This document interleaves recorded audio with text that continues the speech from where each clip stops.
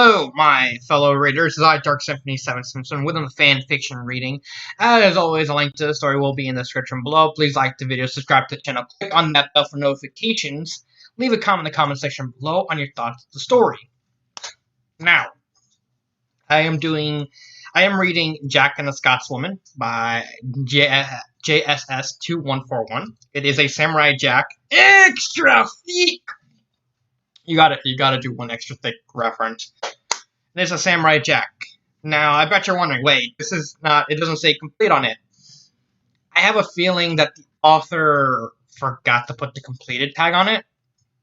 So I'm going under the assumption that the story is complete, and the author just did not do it. I came across the story because I wanted to do a Samurai Jack story, and I read it ahead of time, so I know what's going to happen.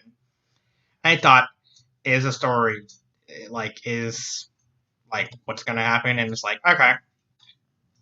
Does it at least have a proper ending? Because I thought the idea was just too ridiculous to at least ignore. So it's like, okay. So it kind of ends in a way a story would end. You know? So I thought, I throw a single assumption this once. Oh yeah, and also intervention, stuff like that, and Dan versus everything. So before you say anything, there is actually a gender bent Scotsman is actually canon. There is an actual comic series. I think IDW did it, and one of the chapters actually had Jack and the Scotsman going against a leprechaun, and the leprechaun actually switched both their genders up, so now it was Samurai Jackie and the Scotswoman. And it was actually pretty funny. So let's get started. That's just showing you what the image of the Scotswoman would look like. The time of day was unknown, and the fog was endless, as Jack, the warrior from the past, flung into the future, was crossing the wooden bridge through the thick and endless fog. And in the distance, he heard a noise he had never heard before. Bagpipes. The sound of this made Jack stop crossing the seemingly endless bridge and gaze out in front of him. Hearing whoever was playing them get closer, and the music was getting louder. A figure was soon made visible as Jack narrowed his eyes to see them before shutting them at the loud and terrible music increasing in sound. He opened them once more to see a figure getting closer, and saw it was a female walking towards him. She had shaggy red hair and a ponytail, and was wearing a black shirt with a red collar, and puffy white short sleeves, a cap buckle, a red checkered hair with a puff on top, and a checkered skirt with one boot on her right leg. The most unique parts about her was her large sword strapped to her back, and the large gun where her left leg should be. The woman continued to play the large and loud instrument as she kept walking to Jack before looking up at him, as she was about as tall as his chin. "By the luck you've given me, I can tell you're enjoying me bagpipes, lad," she said in a Scots accent. Jack uncovered his ears and looked down at her, covered in sweat from the pain of the music. Nice dig towards to bagpipes. Hey, I heard bagpipes can be actually really good musical instruments if played right. Keyword, if played right. Before the Scottish woman started playing her bagpipes again, before stopping as Jack held his hand out to her. "Please, pardon my intrusion, good lady, but I must know. I am closer to the end of this bridge?" Jack Jack asked with his right eye shut, cleaning out his right ear a bit. "Sorry, lad, but you're far off. I've been traveling to see a bridge for days," she said to him while holding her bagpipes under her right arm. Seems I have longer to go than I thought. I should be going now," Jack said, as he tried to walk past the Scottish girl, but found that she wasn't moving from her spot in front of him. Excuse me, miss. "Just what in blazes do you expect of me?" she asked, as she looked up at Jack. "Simply stand aside, ma'am?" Jack asked, "and risk falling off the edge for some stranger I just met? Alone, I say!" she shouted at Jack before poking his chest. "You'll stand aside." Jack was silent for a few minutes before speaking again. "Ma'am, my destination is the other side of the bridge where you came from," Jack said, pointing into the foggy abyss. "I know, and I'll still reach it once you be a gentleman, and back up so I can reach that side first," the Scotswoman said as she pointed behind Jack to the under end of the bridge that took Jack almost 2 days to walk. "That would take far too long, miss, and time is something I cannot waste," Jack said while looking back to her before turning to the woman again. Oh, so you think just because you're some important man in a hurry, that my time isn't valuable too? The Scotswoman said as she pointed to herself before pointing at Jack.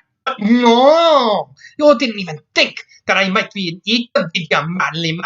That you're someone superior to me. Well, that is rude. Jack was a bit shocked by how she put it and tried to fix the situation that she took out of proportions.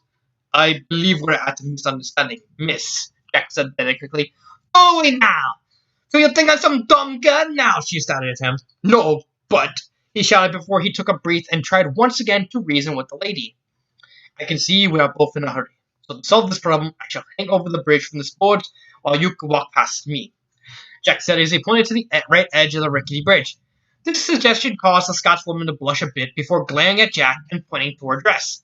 Oh, so I pass and you get a peek at me maid and hold up my shirt! She screamed at him in anger. Wait, no, that isn't what I'm saying, Jack said with a blush of his own. That's what all your man said, plucky face hinwoot, she said as she pointed to his face. What did you call me? Jack questioned. Oh, now you're playing death now. The clock could cut a direct, she said to him before pointing herself. Well, how about I tell you what you do to solve this? The two of us will fight here to the finish. Ma'am, please consider. I don't think that Jack tried to negotiate before she got close and in his face. Listen to me, you bony blathering numpty. The only way you're getting to the other side of this bridge is to beat me in combat, she screamed as she spit a bit in his face. Now, are you going to fight like a man? Are you going to be the sissy little bleed I see you are? Jack was silent for a moment before she pushed his straw back with a tip of her finger. I'm telling you out this coward! He translated as Jack finally spoke again. I fear no man or women. He has been, he's been everything. He said with a determined face. Oh, that's a big talk from a man wearing a little basket on his head and wearing a dress like your nanny, the Scotswoman said as she backed away. A basket is meant for haggis, not for the head of a needy-looking girly man. Jack's determined face grew into a glare as the Scotswoman notices the sword on his hip. Ah, you got that little toothpick on your hip sword. Dad has a better sword than that little kitchen utensil you wave around. Those little slippers you're wearing look more than threatening than that thing, she said as he pointed to Jack's wooden slippers. Now how about I show you a real sword? Scotsman pulled out a large claymore from her back sheet and showed it to Jack, rubbing at his face. And it's much bigger than yours. Well, it is claymores are huge. For those who don't know, claymores are freaking huge. I think they're like one of the biggest swords in the world. Let me actually show. There's your sword, laddie. There's your medieval Scottish Highland claymore sword. $100. Oh, Etsy. Okay. So this is a claymore. It's huge. Let's see. And it's much. Okay, she said with a smuggish as she held it on her right shoulder. What do you think of this? You dress-wearing, basket-headed, slipper-wielding, gliding bucket, better up blutna, brawling goddess Jessie off Lukshuna, near footishan, milk-drinking, swordfish, lip, minumut, living in worm-eyed, hot and black, really spooky, eat a black toddy. I can't believe I actually said that in a straight face. I'm genuinely surprised I actually said that without screwing up. Watch me screw up next couple sentences somehow.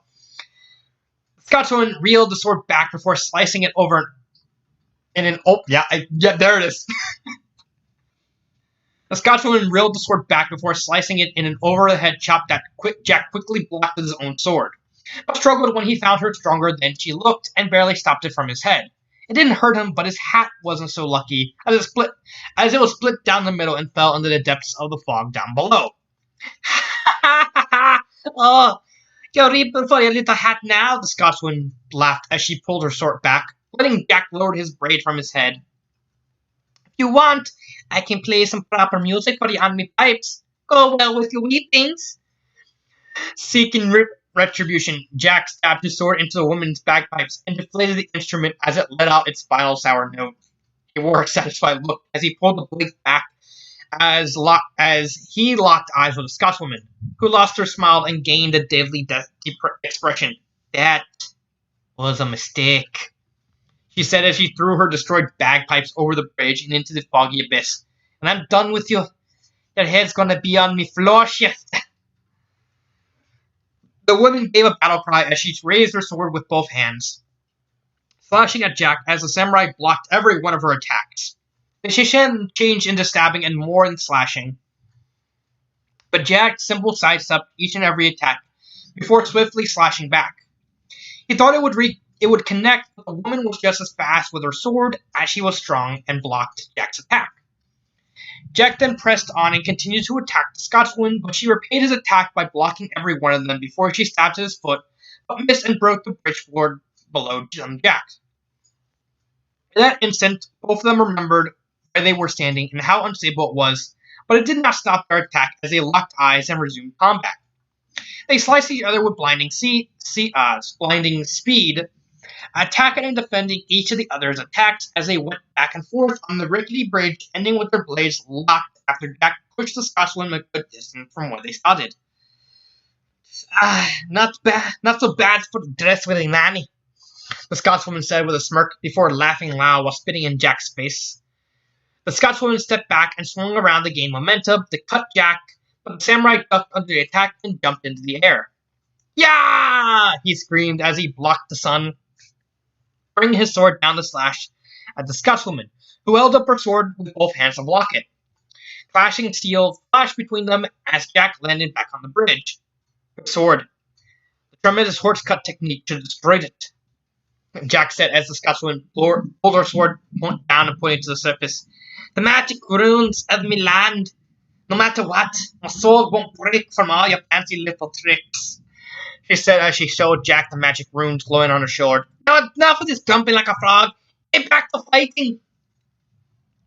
The battle raged on as the sound of clashing steel filled the air, not ceasing as they continued the battle all the way to the next day. Both of them were tired as Jack was covered in sweat, on his knees, and leaning on the side of the rope rail. He breathed as the Scotswoman was only slouched over but still standing. The end is nigh, she said as she tried to lift her sword with both hands, but found it impossible with how tired she was and stopped. This is her last chance to surrender. I am not defeated. I will stand my ground until then, he said to her, with the sword still in his left hand. Stand your ground. You're not even standing up, the Scotswoman argued with him. Then strike me down, Jack challenged, his energy back to throw a serious face at the woman. Why are you? She lit out as she growled at him, but didn't attack. Seeing as we're both tired, I say we recuperate ourselves, but the moment I have my energy back, you're dead. Silence stood between the two of them as all they could do was stare down at each other for a few moments before the bridge began to shake. Oh, that's not good, the Scotswoman predicted as they heard a loud shout. Ah! They heard as they looked behind Jack to see an anthropomorphic pig in a southern sheriff clothes, complete with a sheriff hat, and cool shades driving some kind of large one-wheeled vehicle on the bridge towards them. The duo then heard another shout and turned to look behind the Scotswoman till another large one-wheeled vehicle is on the other side of the bridge and driven by some hillbilly towards them as well.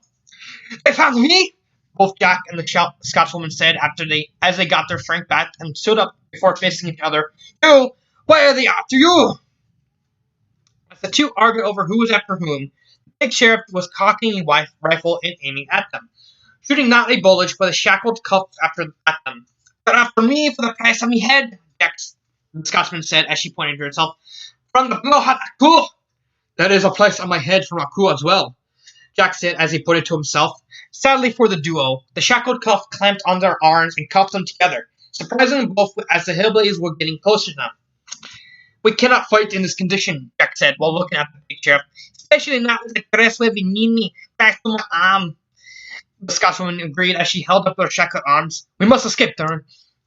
At the bridge? The Scotswoman agreed as they both jumped, but it was from different directions that caused both of them to be stuck where they were. They quickly picked themselves up as the large vehicles got closer and closer. I should have known a dress with a basket head would pick left instead of right. Now that I think about it, we got no clue how far this abyss goes, the Scotswoman said before Jack did something drastic to solve their problem. Samurai pulled her close and up in his arms, causing her to blush as she was literally swept off her feet. Hey, what did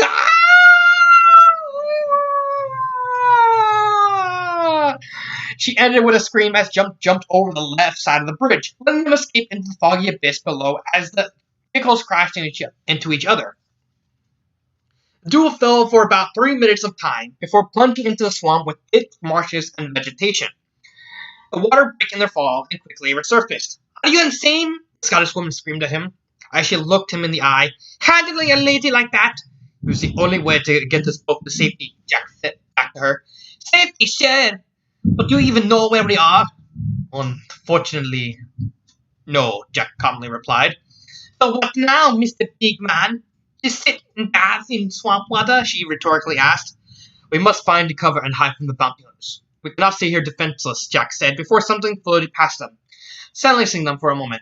The thing that floated by them was one half of the straw hat Jack wore before their fight on the bridge, being carried by the current as they stared at it.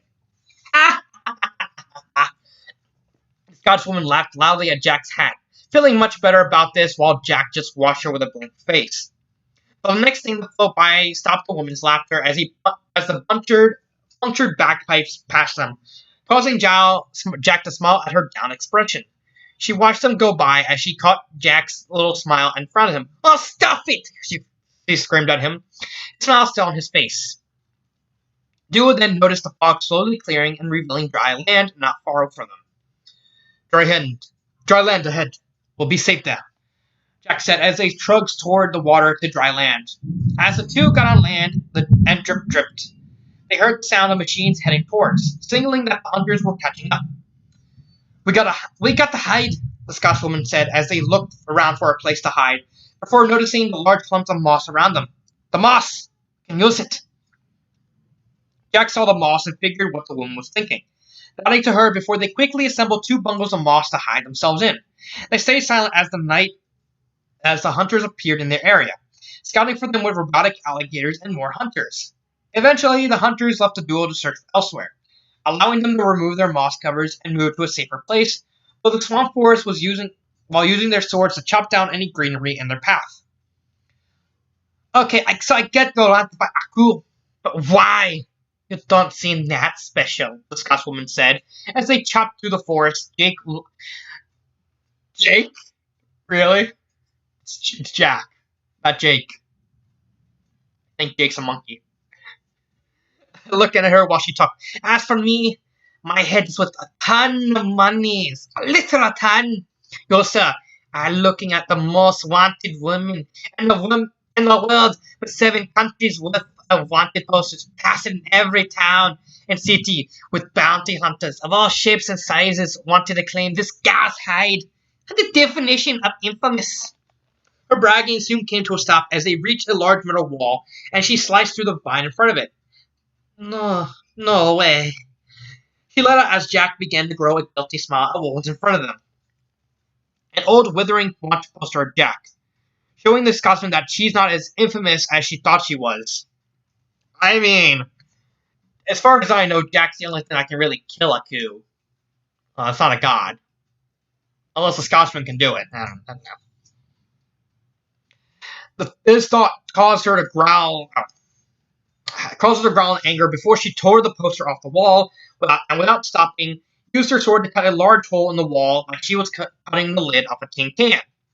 Taken in to show them some type of village with metal houses covered in multiple wanted posters of Jack, and not one poster of hell. What the hell? She said in shock, anger, and a little jealousy. It was outrageous, but this made herself more mad. Seeing that this dress-wearing cream puff was even more than her, how could anyone think someone like him could be dangerous when she had a bigger sword? It's not about the size of the sword. It's about how you'd use it. That came out wrong. Strapped to her body. Her thought of anger Her thought of anger was too interested by the familiar noise of the bounty hunter's vehicles, coming closer and closer to the town. "We must hide," Jack said as he looked around and caught sight of an outhouse now far from them. "There!" Scotswoman looked to where he pointed and blushed a bit not bit, before he began dragging her to it. "No, I'm not getting in." She tried to argue before Jack opened the outhouse and pulled her inside, sitting her on his lap as he shut the door and put a finger over his lips to tell her to be quiet. Seeing as she was caught between a rock and several bounty hunters, the Scotswoman shut her trap and waited with Jack as the bounty hunters came into town. The suspected leader of the hunters started shouting gibberish to the others before they sped off the search and left the area where the outhouse was in silence. Oh dang, that actually scared me.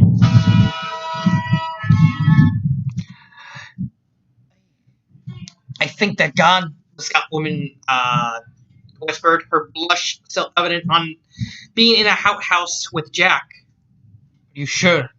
Jack whispered, not quite affected by the shout, close as she was. Yeah. It's real quiet," she quickly answered in a whisper to try and get out of this embarrassing moment and position. "Good. Now we can properly discuss a predicament," Jack whispered to her. "Yeah! Yeah!" She whispered, screamed in his face, still blushing. But before they could try and say anything else, the sound of the shots firing was heard, and the outhouses they were hiding in was destroyed. Smoke blew from the blast as Jack and the Scotswoman were left sitting on the ground and surrounded by the bounty hunters. The pig sheriff shouted in gibberish as the surrounding the two with bandboats with mounted blasters and hillbilly bounty hunters with blasters all saying, "Bang, bang, bang, bang, bang, bang, bang." "Jump now!"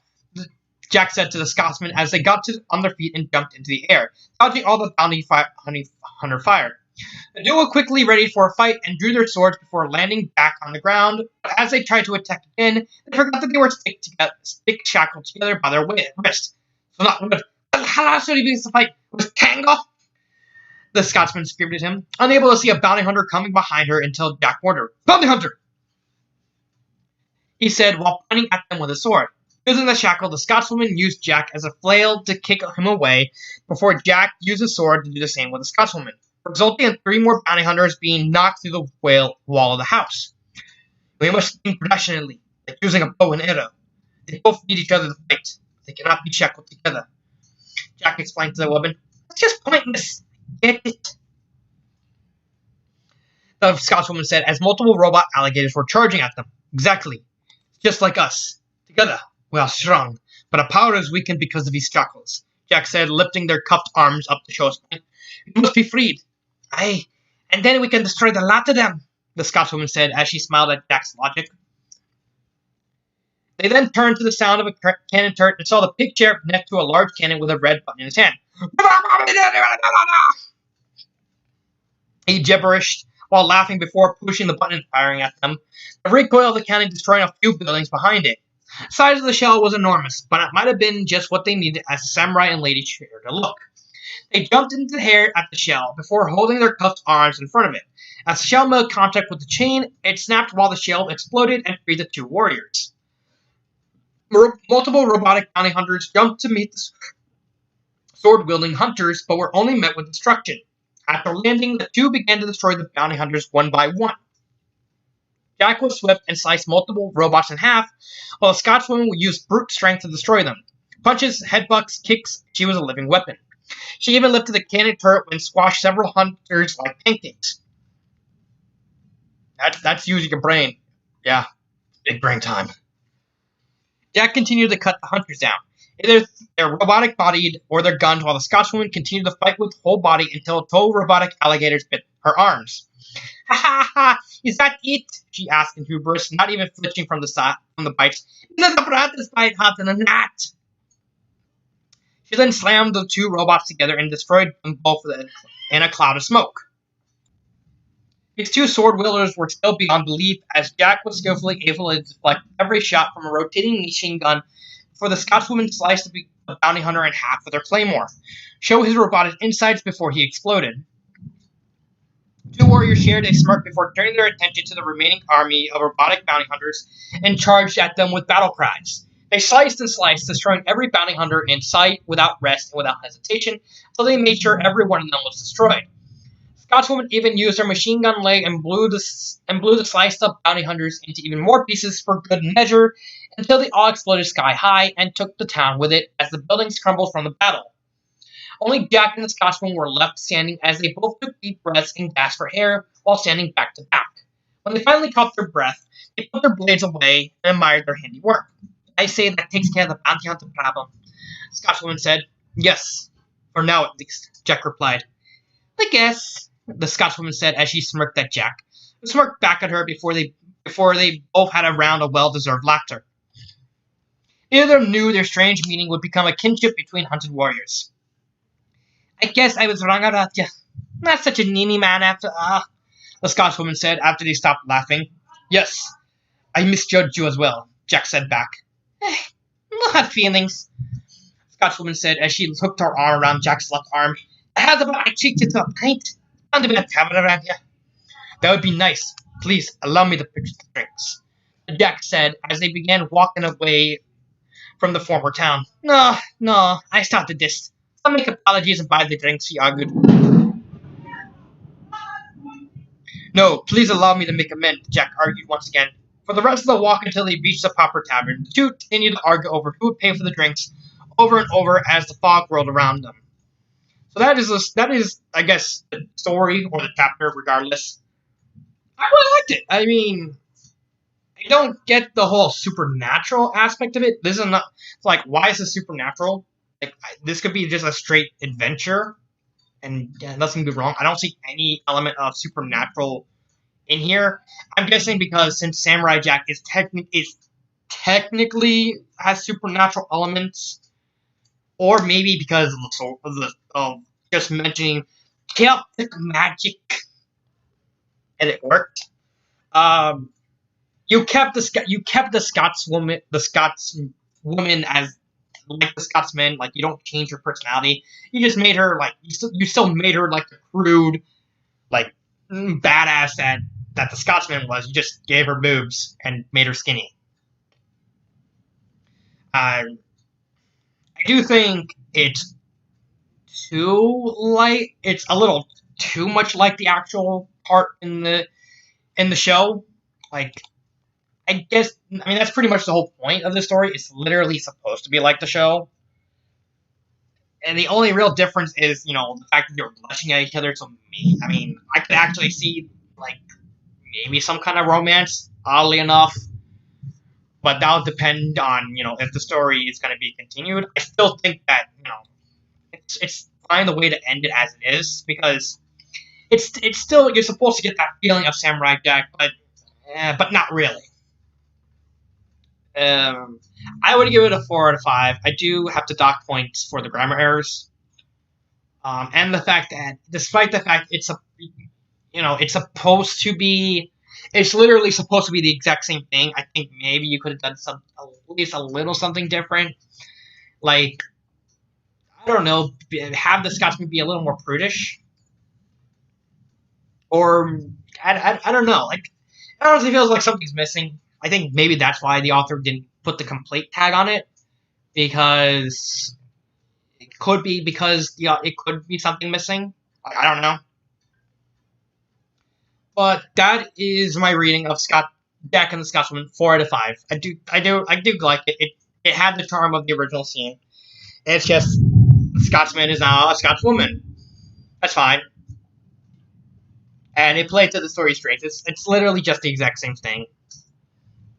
But yeah, I liked it. This has been Dark Symphony 777, and cut.